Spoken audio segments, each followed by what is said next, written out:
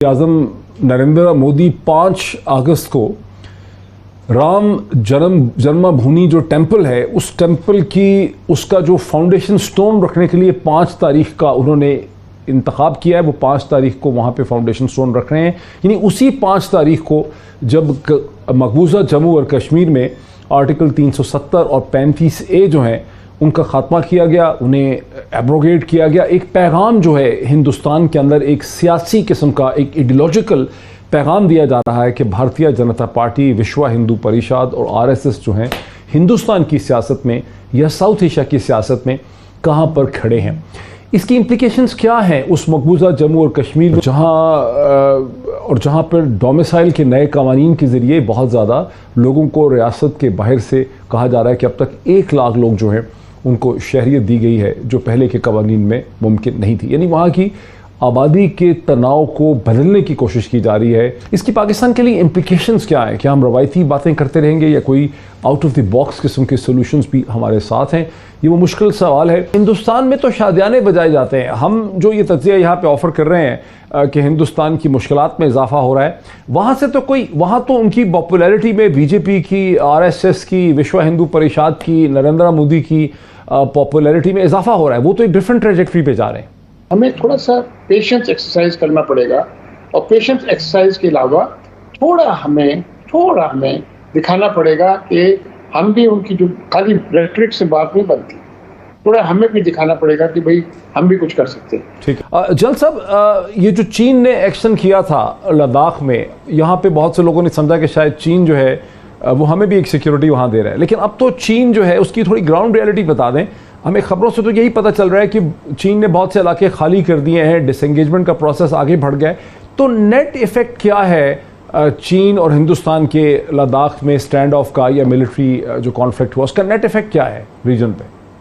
China का जो border है वो थ्रेटन हुआ है, उन्होंने अपने आप को सिक्योर किया है।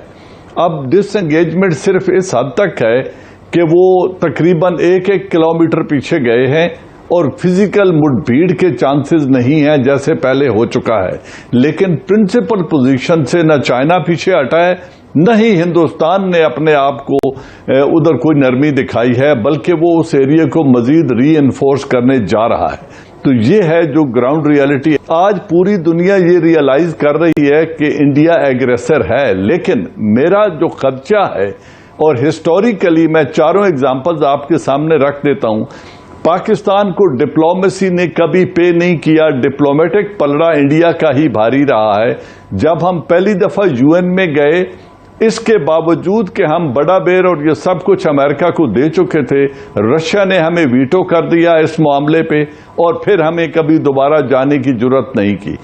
फिर हमने जब 1971 हुआ तो पीस एंड फ्रेंडशिप का ट्रीटी USSR के साथ कर इंडिया ने एग्रेशन की, हमें 2 लख्त कर दिया। हालांकि ईस्ट पाकिस्तान इंडिया का न इंटीग्रल हिस्सा था, न वो। मैं जरा मुझे दोबारा मुझे जरा मुनीर अकरम साहब के पास जाने दीजिए। आप ये पॉइंट को लेके उसकी वजह यह है कि मुनीर अकरम साहब सिर्फ पहले पार्ट में मेरे साथ हैं, मैं आपके पास फिर आऊंगा। हम हैं इकट्ठे ब्रेक के बाद भी, लेकिन मुनीर अकरम साहब ब्रेक के बाद हमारे साथ नहीं है।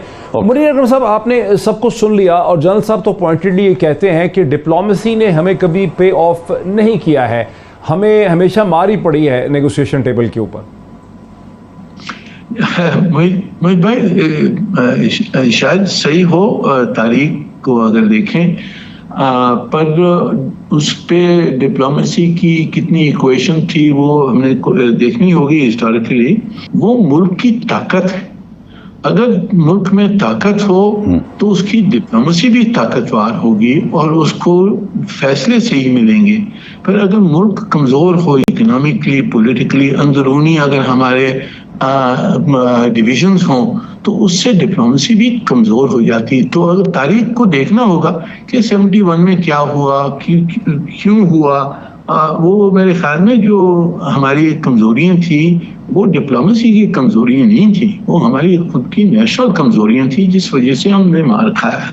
कैसे भारत जो है वो 5 अगस्त को जब मकबूजा कश्मीर के स्टेटस को बदला गया, आर्टिकल 370 और 35A को ख़त्म करके, उसी तारीख को अब राम मंदिर जो है उसका फाउंडेशन स्टोन रख रहा है हिंदुस्तान के वज़ीर आज़म जनाब नरेंद्र मोदी, लेकिन ममालिक अभी भारत के ख़िलाफ़, हिंदुस्तान के ख़िलाफ़ पोजीशन लेने को तैयार नहीं है, जिस पे शमशाद अहमद साहब का कहना था कि ये मसला हमेशा से है। जल साहब का ये कहना है कि जल ऐवान का कहना है कि पाकिस्तान की डिप्लोमेसी हमेशा कमज़ोर रही है। इकराम सहगल साहब भी एम्बेसडर मुनीर अकरम से एग्री करते हैं। यहाँ तक की तो सारी डिस्कशन है। इसको लेके अगर हम थोड़ा सा आगे मैं चल सकूँ, जल साहब, जल एजाज ऐवान और इकराम सहगल, आप दोनों मिलिट्री पर्सोनल रहे हैं, आप एक मिलिट्री स्ट्रेटजी की नज़र से सूरत हाल को देखते हैं। मैंने कुछ पीस लिखना था अगस्त 5 की मुनासबत से, मैं उस पर रिसर्च कर रहा था, बहुत सी किताबें मैंने निकाली। मुझे समझ आई कि गुरदासपुर का डिस्ट्रिक्ट, जिसने गुरदासपुर के डिस्ट्रिक्ट के बगैर हिंदुस्तान ना तो कश्मीर के साथ इलाक़ कर सकता था, ना उसके वहाँ पे जंग लड़ सकता था, गुरदासपुर का डिस्ट्रिक्ट माउंटबेटन ने रेडक्लिफ अवार्ड को असरअंदाज होकर गुरदासपुर का डिस्ट्रिक्ट जो है वो हिंदुस्तान को दिया। सवाल पैदा होता है कि क्यों दिया। जब इमरजेंस ऑफ पाकिस्तान को लाइन बाय लाइन पढ़ते हैं चौधरी मोहम्मद अली की किताब को, तो समझ आती है कि माउंटबेटन का एक बहुत बड़ा मसला ये था कि हिंदुस्तान को रखना है ब्रिटिश कॉमनवेल्थ में। तो एक तरह से हिंदुस्तान को ब्रिटिश कॉमनवेल्थ में रखने के लिए, कांग्रेस को मनाने के लिए कश्मीर की डील जो है वो माउंटबेटन हमें वहाँ पे करता नज़र आता है। मेरा आप दोनों से सवाल है, जो भी इसको पहले लेना चाहे, कि अगर ये ग्राउंड रियलिटी है भारत के साइज़ की और भारत की इम्पोर्टेंस की, तो कारगिल का जिक्र करते हैं, सहगल साहब के बैडली प्लान्ड ऑपरेशन था। मुझे याद पड़ता है, जो कुछ मैंने पढ़ा है, कि कारगिल को इंटरनल पॉलिटिकल सपोर्ट भी नहीं थी। वज़ीर आज़म इमरान नवाज़ शरीफ जो है उनकी सपोर्ट भी नहीं थी। वो जो है दूसरी तरफ देख रहे थे, कुछ और ही सोच रहे थे। और उसकी जो लार्जर इंटरनेशनल सपोर्ट सिस्टम है, ये लार्जर, उस पर कैसे रद्द अमल होगा, कैसे हम उसको डिक्लेयर भी कर सकते हैं कि नहीं कर सकते। एयरफोर्स उसमें जो थी उसकी बहुत ज़रूरत थी, लेकिन एयरफोर्स ऑन बोर्ड ही नहीं थी। तो ये सब चीज़ें भी उसमें हुई हैं। मैं फिर उसी पॉइंट की तरफ आऊंगा कि जब हमारे मफाद की बात हुई तो हमें वो डिप्लोमेटिक सपोर्ट नहीं मिल सकी जो दुनिया को मिलती, जो उस वक्त थी। हमने यूएसएसआर को डिसइंटीग्रेट करने में कलीदी किरदार अदा किया, लेकिन अमेरिका और वेस्ट हमारे साथ खड़ा था।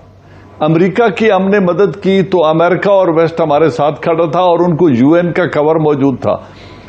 हम ये सब कुछ आज भी कर सकते हैं। मैंने पहले यहीं से बात की इब्तिदा की थी कि हमें जब तन्हा छोड़ दिया जाता है, हमसे बड़ा बेर ले लिया गया, लेकिन रशिया का वीटो किसी ने नहीं रुकवाया। 71 बार मैंने ये बात नहीं की थी कि डिप्लोमेटिक फेलियर है सिर्फ, वो मिलिट्री फेलियर भी था, पॉलिटिकल फेलियर भी था, डिप्लोमेटिक फेलियर भी था। लेकिन उसमें डिप्लोमेसी ने या वेस्टर्न कंट्रीज ने हमारी मदद नहीं की, हत्ता कि चीन और अमेरिका भी हमारी मदद के लिए नहीं आया और हिंदुस्तान यूएसएसआर के साथ एक मुआहदा करके हमें डिसइंटीग्रेट करके चला गया।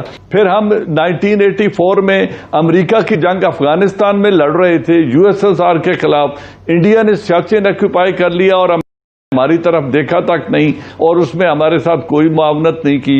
इल planned, ill executed Kargil, I agree with Akram sahab, लेकिन इल timed, I would say ill timed, लेकिन उसमें बिल क्लिंटन ने जो इमदाद इंडिया को दी वो स्ट्रेटेजिक एम्ब्रेस बन गया उन दोनों का पाकिस्तान के खिलाफ, लेकिन पाकिस्तान की मदद किसी ने नहीं की। तो जब ये दुनिया अपने मफाद के लिए हमें इस्तेमाल